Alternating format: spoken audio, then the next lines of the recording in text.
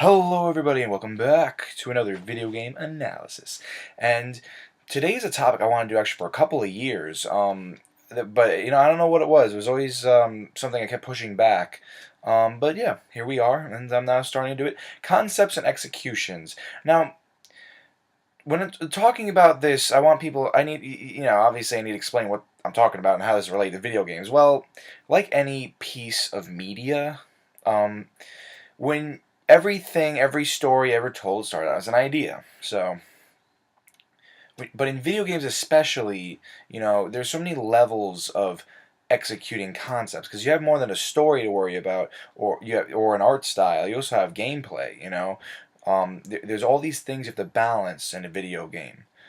And how they interact with each other is really important. So we're going to explore. I picked a couple of games that really try their hardest and had different receptions. One mixed, one negative, one mostly negative, I want to say, and one mostly positive. So, yeah, with that, let's get started. Alright, to start off, let's look at a game that was overwhelmingly positive. Now, that being said, I want to keep pushing that kind of speech because, obviously not everybody liked everything about a game, or some people hated this game, even though, but yeah, I just want to push that this was a critically acclaimed, very positive game, Metroid Prime. Now, Metroid Prime was the first step into the 3D realm for Metroid. And we talked before, a long time ago, on the VGAB about the cross from 2D to 3D, and how game developers needed to be clever. They had to keep the spirit of the game while transforming it to a 3D environment. It was the future. It was how games were played now. That was the attitude, especially during the N64 era.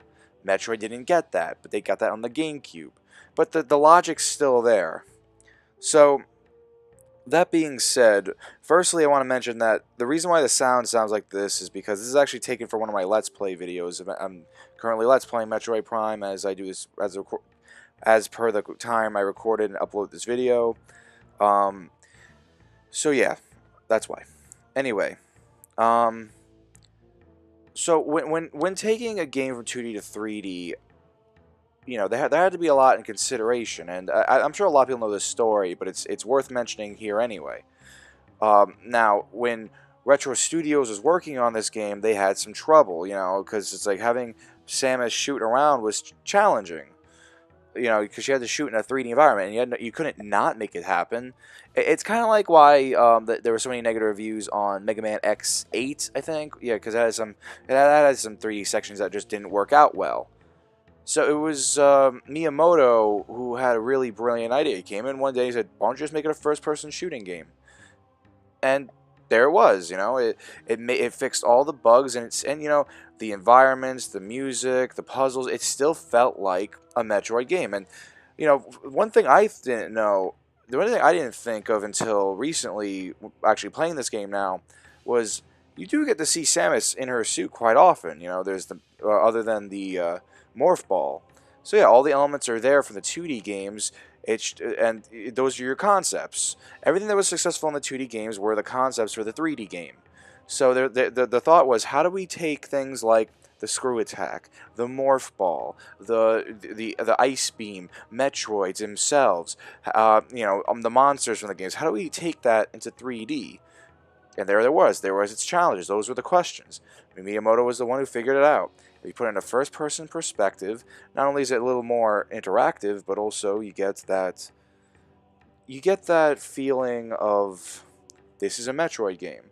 Because like you can pull. There's a couple of routes you can pull a 3D game. You could have been like Sonic Adventure 2. I think is more of a better example because Sonic Adventure did have a lot of elements for the 2D games, but you can change up the game a lot, or you can with new ideas, or you can do what Mario 64 or Metroid Prime did.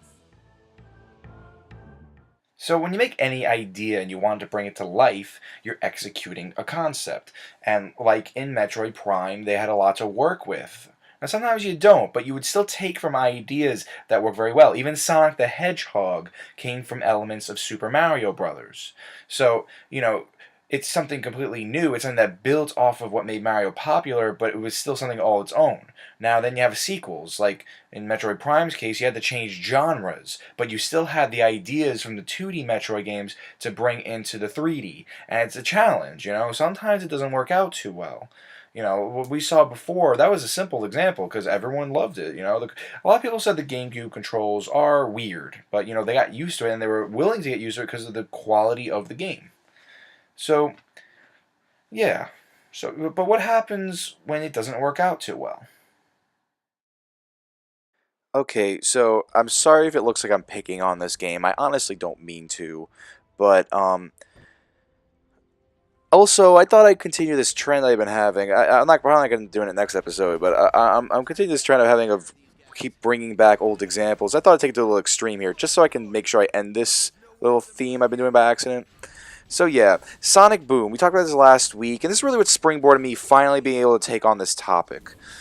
You see, I really wanted this to be Sonic 06 actually, but unfortunately I'm currently changing rooms. So I explained that in an update video, but well, actually I changed the first video. Never mind, rambling. But I ended up having trouble recording off the PS3, but so I'm probably going to interchange examples between 06 and this game, because a lot of people compare this to 06, the modern 06 Sonic Boom, but I don't think that's fair. I don't think Sonic Boom's that bad. I just think it's bland. I think it's boring. Sonic 06 was bad, you know? Now, but let's start off with Sonic 06. That's something I had the most to say, because in the concept of execution, Sonic 06 should have been amazing. Because if you think about it, Sonic 06, I'm borrowing this idea slightly with the great Clement on YouTube. I personally had this idea, but he really solidified it on YouTube. That was supposed to be Sonic Adventure 3. You know, I think that's really clear, but because of what happened and all the shit, and their want for this to be a revamp of the series, a new reboot for Surfer Sonic, something more serious, something edgy the hedgy, they ended up going along with calling it Sonic the Hedgehog because they wanted to mark that, but that was even a worse idea than just calling it Sonic Adventure 3. You know, but it had all the elements there. It had all the different characters, different gameplay styles. It had all of the it had bigger worlds. It had better graphics as HD, even though the graphics weren't that good. You know, stuff like that. The story. Well, let's face it. Every Sonic Adventure story had a lot of holes, but it was Sonic Team's fault for choosing time travel in their game. You know. Now moving on to Sonic Boom, what a lot of people were compared it to was the horrible glitches and the story is not too bad, but people, you know, they said it was a bad story, and it's bare bones minimum. It feels very even more kid version of Ratchet and Clank, but you know, but Sonic. Like I said last time, Sonic Boom should have been a good game. It was a Western company. You know, Sonic is much more popular in the Western world, but and you know, the Sonic team does the best job they could, and I like games like Lost World and Unleashed, when some people didn't. But, you know, overall, the big picture here is what a lot of people felt when this game was revealed in E3 was, oh my god, we're going to have people who are fans of Sonic the Hedgehog, you know, in a market. Well, I won't say that. I would say we're going to have people in the market of where people like Sonic the Hedgehog, make it more relevant to them. And at the same time, they had some great ideas, like having all four of the characters, being able to switch between them with their own unique abilities. You know, it's like we're all excited about this game, but, you know, it ended up going through hell. It ended up, you know, no different than Sonic 06. It ended up going through development hell and all these issues. You know, they couldn't port it to the UAU, but they had to do it. You know, it's just how it is. Both these games have that in common. It had a horrible thing, and a lot of people argue that if they had more time to develop, if they fixed all the issues, there wouldn't be that much of a problem. Personally, I disagree. I think there would still be glaring problems, like Sonic Boom would just be a bland game, and Sonic 06, frankly, would still be, you know, it had some good things going for it, which is another point I wanted to say. Like, overall, Sonic 06 is like, it had great ideas, but it just wasn't done well. Like, for example, you had a level, Radical Train, where you had to get to checkpoints at a certain time. that's a great idea. For Sonic having to be there at a certain time to show how fast he is. And then there was also the ideas of having Sonic, go through time with the Chaos. Like they focus on Chaos Control. Like they're trying to build up Shadow, since that was a big thing in the Adventure series. That was a good idea. Because even whether it was Adventure 3 or not, the fan base, that's where they were up to by the time Sonic 06 came out. That's what they wanted to know. So, yeah, you know. Like, honestly, it's become a unfortunate track record, and some games get more into light later on. Like, I think Sonic Lost World, while still not being the greatest Sonic game, would get a little more limelight, like Unleashed does now. But unfortunately, Sonic just has that thing where, Sonic Team has to mess with them and find out new things when sometimes they didn't have to, or sometimes they make some wrong moves, because Sonic's all they have right now. That's all they're working on. Sega's pushing Sonic a lot, it's just how it is. And, these are the consequences of it. But again, good ideas were here in both 06 and you can say the same thing about Lost World and Sonic Boom. But, it was how it was executed that wasn't done well. Some would say it was rushed, some would say it was just half-assed. It's just how it is.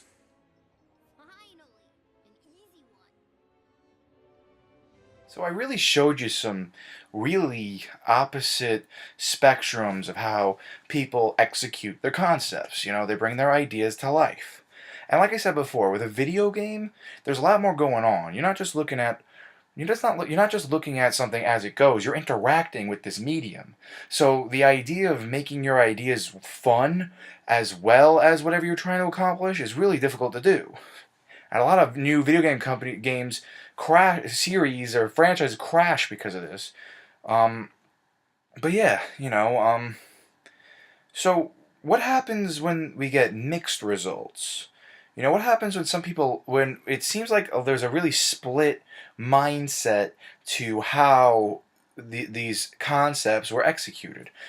Well, I think I have a really good choice for the next bit on that kind of mixed reception. I think it's something worth exploring too, because it's an interesting thing where you have such a split audience into whether you love it or you don't. Like there's always for the most part, there's usually an overarching preference, and that's why I push that speech so much. Where Metroid Prime's over here in the very well received, and Sonic Boom's or Sonic 06 is over here in the very poorly received.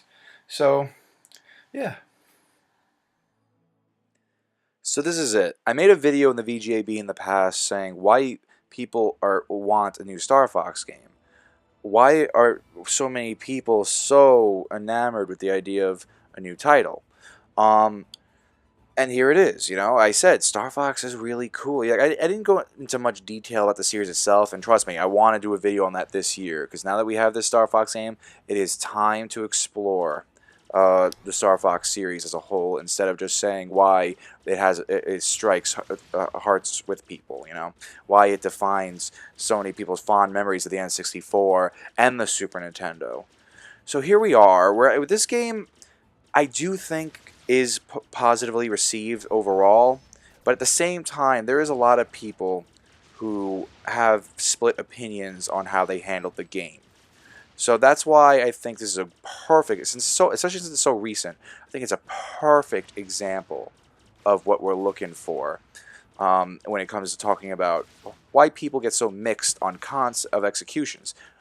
So here we are, we're at a new Star Fox game. There's two major elements people are very split on. One of them is another revamp or a reboot. It's not really a reboot or a revamp. It's kind of confusing. It's kind of like but overall, basically what we're saying is this is going to be a new take on Star Fox 64, and we're starting back at the beginning of the Star Fox line. We're explaining the origins of the Star Fox team again, the classic story. And Star Fox is a great story. It was continued heavily into the GameCube and the DS era with games like Star Fox Command and Assault, and even though that wasn't well received, the Dinosaur Planet game that became Star Fox Adventures really did push forward the story for Fox, because Fox had this with canceled sequels left and right. Fox had this horrible habit that's continuing here of just starting over with the story. and people love it. This is a really cool story behind Star Fox. It's interesting. It's got that nice sci-fi feel that in space exploration. Fox is a very worthy person in the Nintendo lineup to add to the diversity of Nintendo's IPs. All right, so that being said, first I think I should start with the most glaring thing, the gameplay. Another game that pushes the hardware that it is on. This uses heavily on the gamepad, and not in a way that's been used before. In the past, the gamepad's been used as a way of switching between screens to do different things with as time goes on. It added a lot of variety. It's really fun. This time, it's used all too simultaneously. And I, for one, really love it because I, for one, think of it, and this is where a lot of things with executions of concepts come into play because it really depends on how the gamer feels about it. It's how they put their mind to it. And I adore this game. Well, I haven't finished it yet, but I can say so far that I love it. I really feel like I'm trying to put my mindset into trying to feel like a fighter pilot, where I do have to focus on both shooting at my enemies and at the same time also flying my plane to avoid obstacles. And the local multiplayer in this game is genius, where you have someone manning the laser and someone manning the plane. It's so cool. It's like I keep describing it as like Poe Dameron and Finn in Star Wars Episode 7 fighting those TIE fighters, flying those TIE fighters. Poe's got the flying and Finn's got the laser. It's so like that's so cool. That's how I feel. And like with Metroid Prime, there's this huge interaction with it, and it uses the hardware. Something else we talked about in the past, pushing the hardware. But, I can see why people don't like this concept. Now, you can turn off the motion control. You can make this play like a traditional Star Fox game. So that's a plus. That's why I think this game has overall never had any negative reviews. But, let's say that didn't exist. That's what we're talking about here. If you were forced to play this way. Personally, I think people are missing a big chunk of the game if they don't play it without the motion control. If they play it without the motion controls. I think it's a huge loss. But, I can see why they wouldn't like it. They probably do love, and I don't blame them at all. I also really love classic style Star Fox. It's based on the old space shooters we love so much, but in a 3D scope. It's so cool. And on top of that, here I am saying it's so cool again, like in the old Star Fox video. But, and same thing with the story. We had so much progress, so many characters like Crystal that were taken out here, and maybe people were fans of that. But that's where concept executions can have its consequences. The choices you make, not everyone's going to like. And in a game like this, you got that split that split fan base, that split ideology, and what works and what doesn't. And personally, I can't recommend this game enough. I think this is a very, very necessary part of a Wii U collection. It was well worth the wait. But I can understand why people wouldn't think that. The concept is new. It's something that was meant to happen. The simultaneous use of both the gamepad screen and the television, as well as a new use of Star Fox, because that's an IP that was left hung dry for quite a while. So yeah. It's good stuff.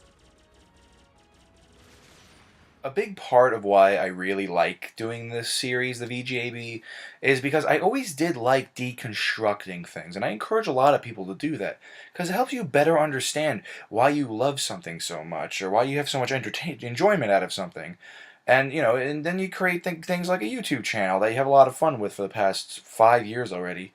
So yeah, I think an idea like this, where you really start thinking, this idea would have been cool. Like obviously you're going to respond the way you respond, and you're going to react to something the way you react, whether you like something or not. Or there's many things you might have liked from the old game that was taken away from the new game, or maybe there's some improvements in the new game, but you still think it's the same thing. There's a lot of ways in which developers are trying to make, to keep things interesting, or trying to improve on what they created, because, a lot of them do care about what they do, and there's always this debate on whether video games are art or not. I'm one to say it is very much And it deserves its place as an art form. Everything's an art, really. But that aside, next time we're gonna finally return to Kirby. Kirby, this is gonna be one of the first times I really want to revisit or retread. I think is a better thing with some old videos I did, because that just became a theory I came up with where Meta Knight is Kirby's father and Kirby has amnesia. And I still think that's an interesting idea. It's just it's time we get more into Kirby's gameplay, and Kirby's series as a whole, because it really does, because I tried it, since it was the first season, I wanted to do something different. So I just talked about the relationship between Kirby and Meta Knight in the video games. So this time I want to do something much more broad, and not broad, much larger in scope. So I think it's gonna be fun to do. I'm a fan of Kirby, and it's strange that people my age and my people like me, we love Kirby. So yeah, we'll do that next time. So yeah, we'll do that next time. If there's anything I missed, if there's anything I got wrong, if there's anything you would like to add to the conversation, please do not hesitate to leave a comment. Like and share will also help too. You should subscribe. You know how this is. Thank you all so much for watching. I've been Billy, your video game analyzer. Have a good day, good night whenever you're watching this, and I'll see you next time.